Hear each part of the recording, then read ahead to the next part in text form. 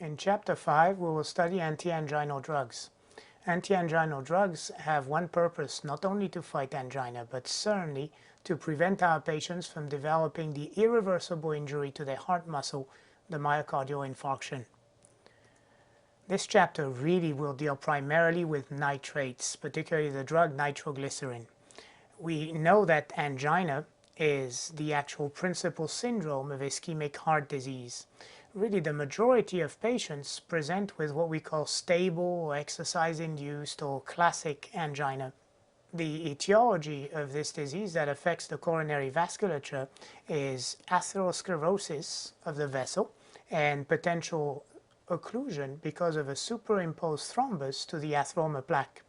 Classic location, as we know, is the left anterior descending coronary, where 45% of the blockages tend to occur, right coronary artery, which can actually be as often as 30% of cases of ischemic heart disease, and circumflex, which potentially would involve upwards of 15% of most ischemic events.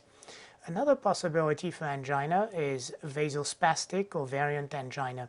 This is an important angina to have in mind. Although a minority of patients would have Prince-Metal, this has nothing to do with atherosclerosis and will require potentially a different management of this patient.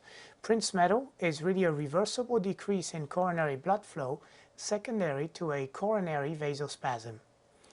The drug strategies are pretty logical.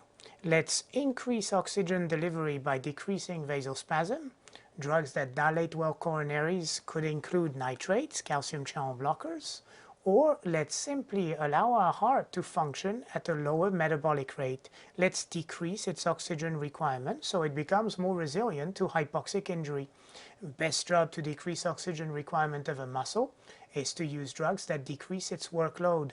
For instance, decreasing the afterload by dilating arteries could be a possibility.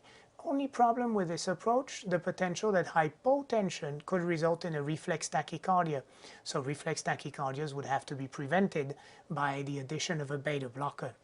Try and decrease contractility of the heart. This would be achieved with beta blockers once again, or try and do both.